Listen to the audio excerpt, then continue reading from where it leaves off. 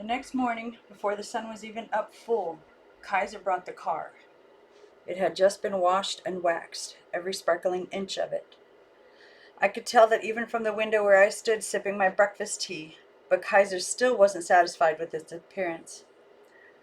After a lot of puffed-faced maneuvering to get the vehicle situated just exactly so on the grassy apron just outside our front gate, he alighted and went around and got a rag from the trunk compartment with great vigorous swipes, wiped the whole thing down again, chrome, windows, wheels, and all. The squirrel tail that was attached to the hood ornament was limp with dew, and he dried that with his rag and tried to make it fluff out, but it wouldn't. I watched him open the back door and crawl inside and carefully massage the bright red upholstery with the rag. Then he went to the front seat and worked that over. Then he restored the rag to the trunk compartment, looked the beginning day over, spat on the ground, and started toward the gate.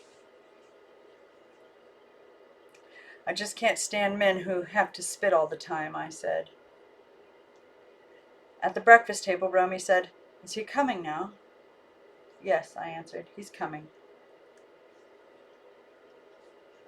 Romy sprinkled his oatmeal with sugar. "Let's make sure he leaves us the keys. We can tell him we'll want to lock the car every night to make sure nobody steals it. Don't worry about not knowing how to drive it, Mary Call. I think I know how. There's a guy at school can drive, and he showed me how one day. It's easy. You know Miss Breathitt?" "Yes, I know Miss Breathitt." "The principal at the school?" "Yes, Romy. One day I drove her car. This guy I'm telling you about showed me how. That's not much. There's not much to it." "You drove Miss Breathitt's car?" "Sure, it was easy. I drove it halfway to town." "You drove Miss Breathitt's car halfway to town? And where was Miss Breathitt while you were doing this?" "She was licking some kids," answered Romy. Kaiser was pounding on the front door like he owned it. On my way to let him in, I double-checked Roy Luther's door to make sure it was locked and the key in my pocket. Kaiser said he didn't have time to come in, that he was on his way to Wilkes County to buy some hogs.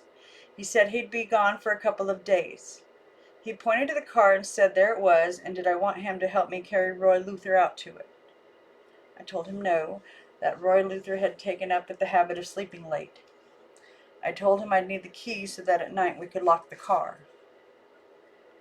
Kaiser acted to me like a man on the threshold of it having a Joe Blizzard fit, which refers to the irrational behavior of a legendary figure over in Harnett County noted for that. He pawed the door sill with his booted toe and first said he didn't want anybody sitting in his car except Roy Luther. Then he changed his mind and said all of us could sit in it if we was a mind, but please not to dirty it or forget to turn off the radio when we were through listening to it. He handed me the keys, with a darting look said where was Devola, and I offered to go and get her from the bathroom where she was singing and splashing water, but Kaiser's face flushed red and he said no.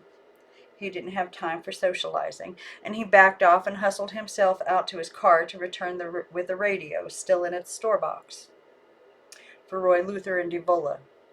He gabbled and fled.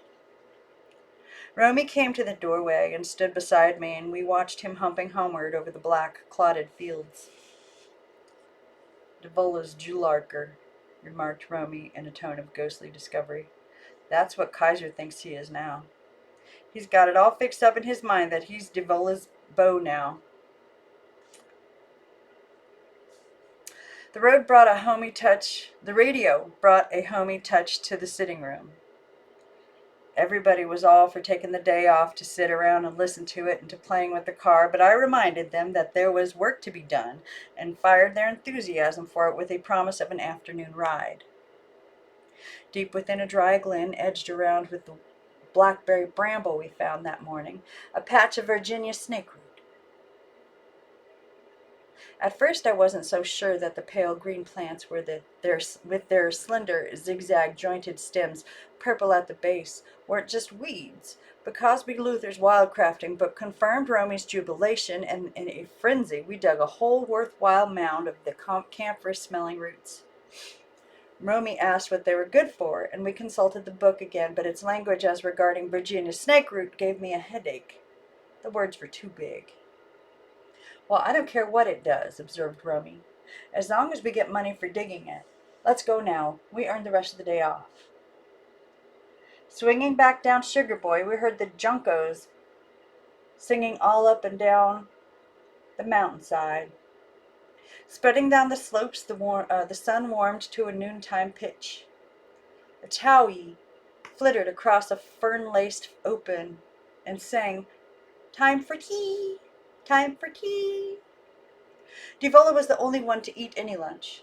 She scolded the rest of us for not doing so, and came trailing out of the house with her mouth full of biscuit and ham, and languidly established herself in the back seat of the car and said where we were, oh, where were we going, just like we went someplace every day.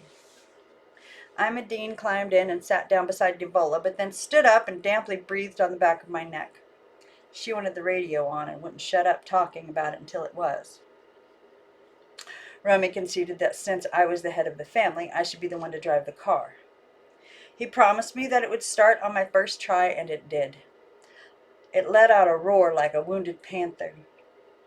It didn't move, though, and I hollered to Romy why, and beside me he leaned and scrutinized all the red dashboard knobs and then the gadgetry attached to the steering wheel and suggested that I experiment, and I did, and the car jumped straight up and leaped backwards. I don't remember Romy doing anything to my right foot, but afterward he gently offered the information that he forcibly pried it from the gas pedal. I didn't hear any crash, but everybody agreed there was one, and when I turned around and looked back, I had to say that our beautiful old hickory fence just couldn't have collapsed without some sound. Devola said, "The gate's hanging funny." "You really walked it," Mary called. "I can drive. Kaiser taught me how last summer, in his pickup out in the fields. Why don't you let me drive?" The radio was twanging and bonging and screeching, and Imogene was puffing on my neck, and Romy was leaning to put his hand on my arm. He said, "It ain't nothing to faint over, Mary Call. The thing is, you got to remember how much guts this car has got.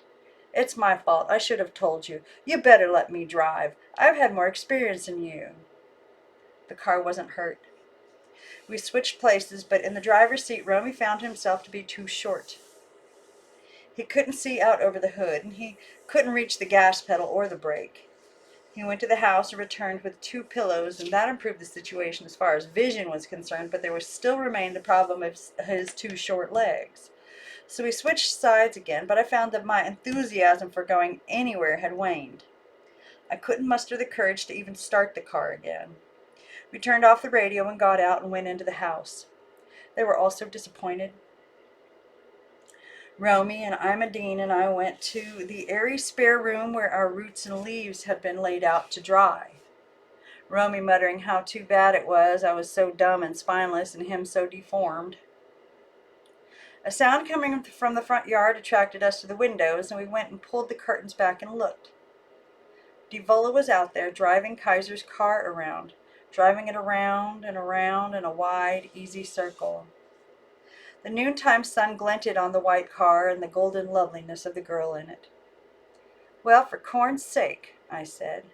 And we went outside and stepped over the fallen fence, and Romy lifted his hand, signaling to Devola to stop, and she made one more graceful circle and brought the car around and came to a smooth stop in front of us. She leaned out and smiled and tenderly said, "See, I can drive. Didn't I tell you I could?" For 2 days, Kaiser's car stayed outside our front gate, and we didn't get any work done. Every time I mentioned the word, they all groaned and accused me of being a slave driver and a killjoy. Once Romy persuaded Devola to drive the car clear up to the main road and back, though I shouted for them not to, ordered them to work, reminded them that winter was coming. They said they didn't care about winter, that they'd deal with it when it came. The house radio sat neglected on the table in the sitting room. They played the car one and blew the car horn, and from morning to night had a fine time riding around and around in the car. Finally, though, they had to give it up because it ran out of gas. Imogene howled and wailed, and I lost my temper and shook her, and Devola pulled her away from me, and the 2 of them ran off the road toward old Joshua. They didn't take any lunch, Romy said. They'll stay up there all day without anything to eat. Devola hasn't got sense enough to know when to come home. Good, I said. Let them starve to death. I don't care. Where's the book? In the wagon.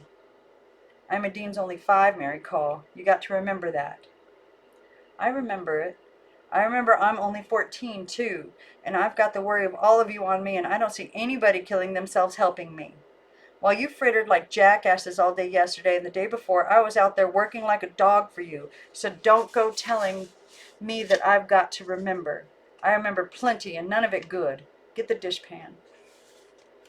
Romy shuffled his feet and released a sigh. Well, I'm sorry you've got the worry of me on your mind. I didn't ask anybody to fix it this way, though.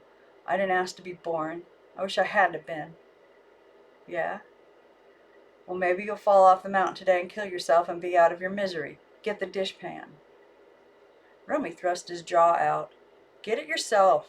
I'm not your slave. You're the hatefulest person alive, Mary Call. If Roy Luther was alive, you wouldn't treat us like you do. Just get the dishpan, Romy, and shut your trap. I haven't got any time to stand around here this morning and listen to you whine. We've got work to do. Romy darted over to the stove, made furious appraisal of the breakfast leftovers, snatched a crumpled paper bag from the hook where Devola kept them, stuffed 4 corn dodgers and 2 pieces of cold fried ham, whirled and ran out the door. His feet barely touched the ground as he sped down the path into the direction of old Joshua, screaming for Devola and Imogene to wait for him. By myself, I gathered richweed pollen that day. Alone on a dry, open slope, I worked my way through dense weeds higher than my head, gathering the green-yellow heads into bunches, bending their stems to the piece of organdy spread out over the dishpan, shaking the flowers to rid them of their precious grains. At one point in this process, I was horrified to feel my eyes fill with tears, and I cussed, I think. Some life for a girl, I thought. Out here alone on this blasted mountain, working myself to a frazzle for what nobody knows. Lord, I've said it before and I'll say it again. You sure made some mistakes when you made me. Surely, to my soul, I must have moss growing in my head where my brains should be. Nobody but a poor dement would do what I'm doing, hiding my old dead daddy over there and old Joshua, taking me on 3 snot-nosed kids to raise. If I had the sense of a rabbit or even half that much, I'd just take off across that bald over there and go down the other side of it and just keep right on walking and never look back. They'd make all right without me. Probably even better. The county people will come and get them. Maybe not Devola, but the other 2. Kaiser'd probably get Devola. Out there on Sugar Boy that morning, those were the thoughts that bitterly filled my head, and had not a squadron of hornets attacked me, zooming down from their paper nest hanging like a lantern from a tree branch, puffing me all up sick and poisonous with their venom, I might have gone on and deserted. By accident, I brushed the hornet's nest with the stick I had picked up for no reason, and they acted with savage efficiency. I received 2 stings on my face and 3 on my arms. I swelled up like a toad, and my heartbeat slowed to painful thumps, and I was sick all along the homeward trail. My family was nowhere about. Kaiser Pease was sitting in Roy Luther's chair on our front porch, rocking himself. His pickup truck was parked outside the gate, and the caged back end of it there was a pig. I reeled up the steps, but Kaiser didn't stand up. He just set the rocker down hard and leaned forward and peered at me and said, "Ooh law! What you gone and got yourself into now, Mary Call? What you got there?" "It's pollen," I said, clutching my precious burden. "What's it for?" "For a while," I said. "Kaiser, do I look sick to you?" Kaiser scrutinized me. "Well, yes." "That's because I am," I said. If you were a gentleman, you'd get up and let me have that chair." Kaiser got up and let me have the chair. He went over and sat down on the top step. He took a toothpick from his breast pocket and stuck it in between his front teeth. "While I was waiting for some of you uns to come back, I took the freedom of trying to get in to speak to Roy Luther, but his door was locked." Beneath the slick inner sole of my shoe, I felt the reassuring lump of the key to Roy Luther's room. "Yes," I said, "I keep it that way." "So then," said Kaiser, wobbling his toothpick. I went around the outside and looked in his window. Somebody left the blind open a little ways. He ain't in there, Mary called. He ain't? No. My heart, which had been limping along at a sluggish, heavy pace due to the hornet stings, suddenly developed a crude, torturous vigor. I had to wait for it to quit lurching, and while I was waiting, Kaiser looked at me and wobbled his toothpick. I said, well, I haven't jailed him. He comes and goes as he pleases. Probably right now he's just gone off somewhere with Romy and Imogene and Devola. They'll be back directly. I brought Devola a pig, said Kaiser with a dogged expression.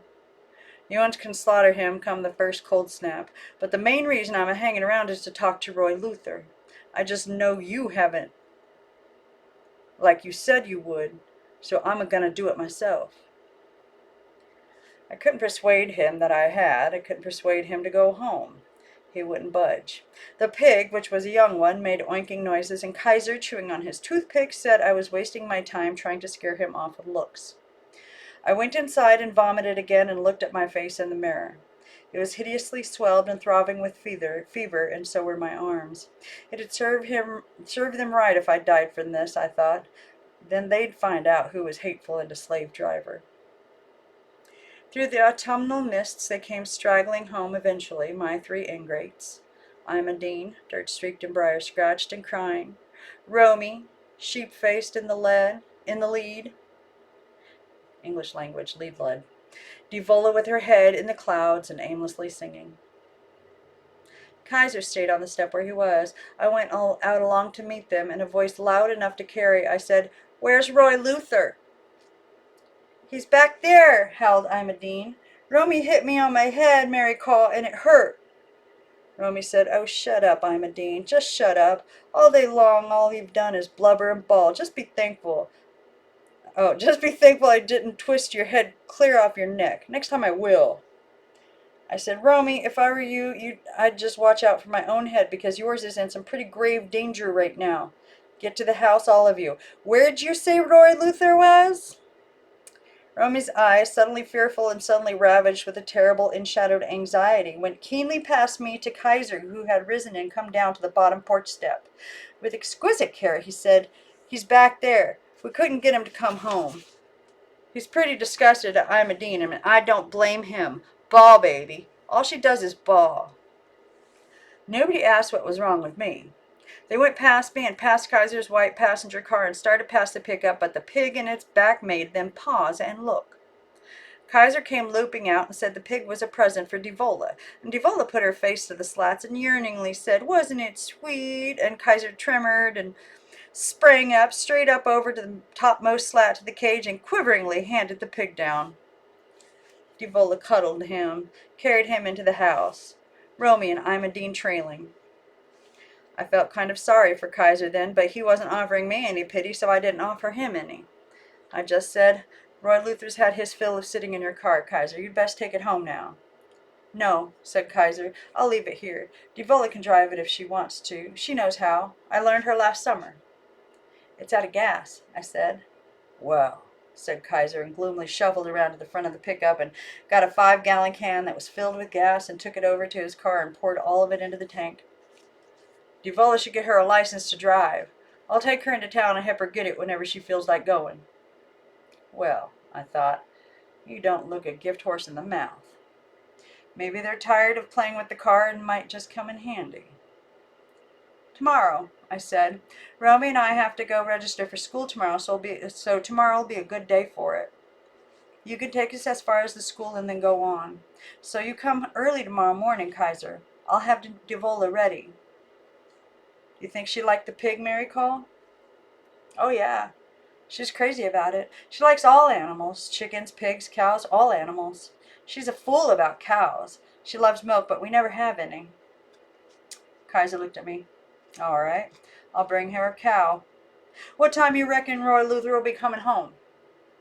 Oh, he may not be back for a day or two. He may not be back for a day or two, Kaiser. He's queer in the head now. But don't worry. When he does come back, I'll talk to him for you. I sure will. I promise you. Will you bring the cow tomorrow or what? When? Tomorrow, sighed Kaiser, and he got in his pickup and drove off. Roma and Devola and Imogene built a pen for the cow that evening. They had to use part of our yard fence to do it. Took 2 whole sections of it out and moved it around to the back. I was too sick to help. Roy Luther's favorite simple for hornet stings, roots of marshmallow combined with lard, weren't helping me much. I lay on my bed, nursing my fever and swellings, listening to them chatter and hammer, and presently Romy came in and sat beside me and said, "We're sorry, Mary called." I said, "Shut up and get out of here." "We're all just terrible sorry. You're not going to die or anything like that, are you?" "No, I'm not going to die or anything like that, but it'd serve you right if I did. Go take a bath, you stink. You're giving me a headache." Romy inched his chair forward. He bent and put his hand on my cheek. It smelled like wet dirt and chicken manure, but it felt wonderful. In a tender voice, so tender like Devola's, he said, "You're not hateful to us, not ever. We're the ones that are hateful to you, and we're sorry. We know you're the boss, and we know that's the way it's got to be. Tomorrow morning we're going to get up at 5 o'clock and go wildcrafting, and we're going to work at it all day. You won't have to go with us. We want you to stay here and rest and get well. We'll do all the work. You won't have to move a muscle. All you've got to do is lay here and rest and get well and think of some more orders you want to give us." "We have to go and register for school tomorrow," I said. "Keep quiet or get out of here." But he wouldn't go. He continued to sit there, softly stroking my hair until I went to sleep and dreamed that I myself married Kaiser Peas and all of us went to live in that house with the yellow kitchen and the plentiful hot water and all our problems were overnight solved.